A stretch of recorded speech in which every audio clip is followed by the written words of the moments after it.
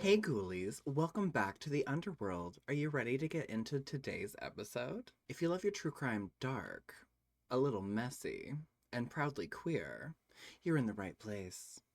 And while you're here, be a dear. Hit that like and subscribe button and share it with someone who also lives for the drama. This is LGBT.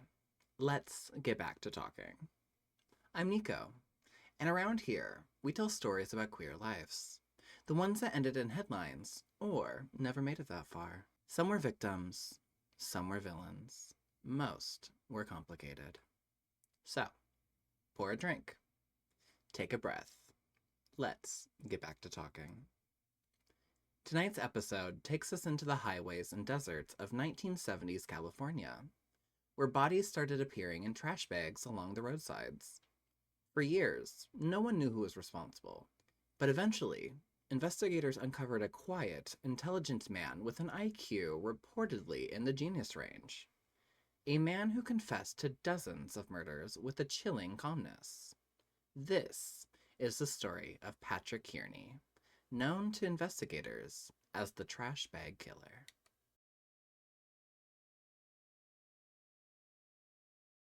Patrick Kearney was born September 24th, 1939, in Los Angeles, California. From the outside, his childhood looked relatively stable. But, as we are here in this podcast, inside the home, things were tense. His parents fought often, and Patrick grew up feeling emotionally isolated. As a child, he was described as small, quiet, and extremely intelligent. But he was also bullied relentlessly at school, and humiliation became a recurring theme in his life. Those who study serial killers often point to early feelings of powerlessness as a common thread. For Patrick, those feelings seemed to simmer quietly for years. During adolescence, he began to realize he was attracted to other boys, something that in the 1950s carried enormous stigma and shame. But Patrick didn't rebel. He withdrew. He buried his feelings, as most of us do, and he began building a fantasy life.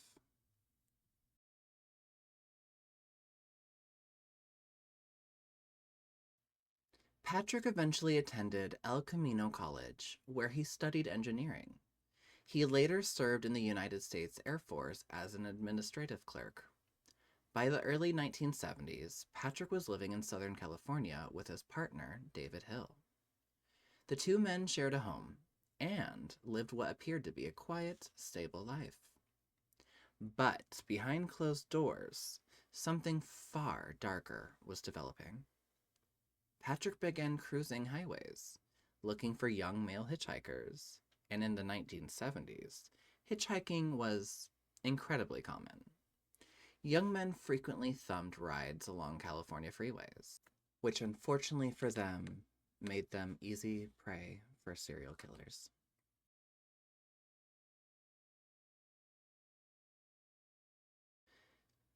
Investigators believe Patrick committed his first murder sometime in 1962, but his killing spree accelerated dramatically in the mid 1970s. His method was disturbingly efficient. He would pick up a hitchhiker. They would talk. Sometimes there was consensual sex. Sometimes there wasn't. But eventually, Patrick would pull out a .22 caliber pistol and shoot the victim in the head. Often without warning. No struggle, no chance to escape, just a sudden execution.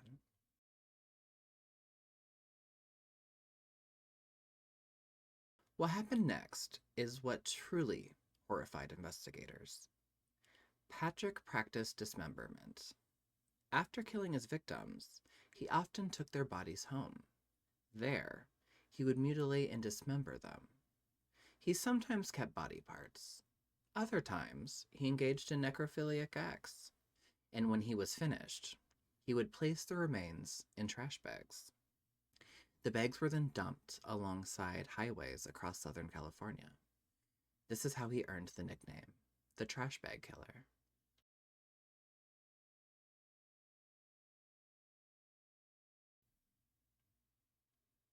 The 1970s were a terrifying time in California. Multiple serial killers were operating simultaneously. Among them were William Bonin, the freeway killer, Randy Kraft, the scorecard killer, Lawrence Bittaker, and Roy Norris, the toy box killers. Because of overlapping victim profiles, aka young male hitchhikers, investigators initially thought the murders might be connected. But they weren't. Multiple killers were hunting the same vulnerable population, which made the investigation incredibly confusing.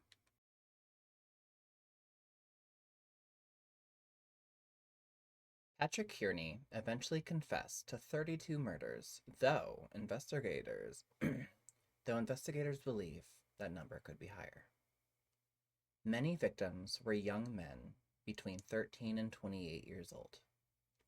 Some of the identified victims include George DeVault, Richard Houts, Keith Boyer, Ronald Dean Lee, George Marshall, Richard Haney, Michael McClure, Randall Neff, Edward Moore, Thomas Smith, Gregory Wallace, Mark Hensley, David O'Keefe, and James McAllister.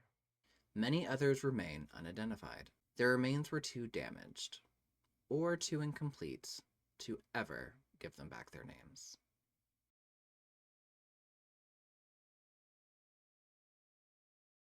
In 1977, investigators began linking multiple highway body dumps together.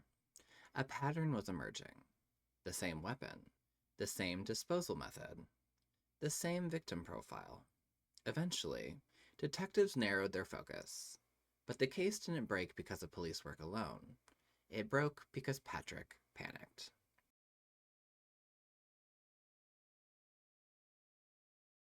In July 1977, Patrick believed police were closing in.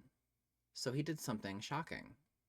He and his partner David Hill drove to the police station and turned themselves in. Patrick immediately began confessing, calmly, methodically, without visible emotion. Over several interviews, he described 32 murders in detail. Investigators were stunned by how cooperative he was. He even helped locate additional body dump sites.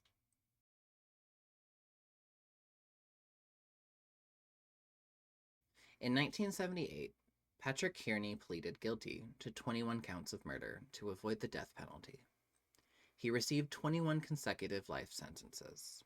He was sent to California Department of Corrections and Rehabilitation custody and eventually housed at Mule Creek State Prison. Today, he remains incarcerated, quiet, aging, and largely forgotten.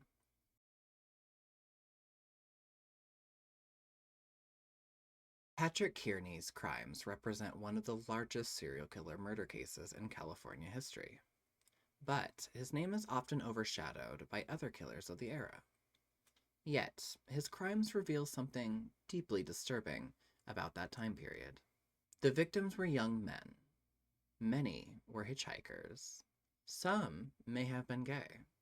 And in the 1970s, their disappearances often received very little attention, which allowed killers like Patrick Kearney to operate for years. Patrick Kearney once told investigators that killing became routine, mechanical, like flipping a switch. And maybe that's what makes this case so chilling.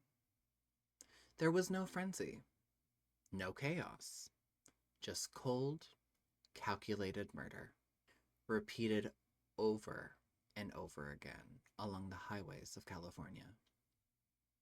And behind every trash bag investigators opened, there was a life that should have kept going.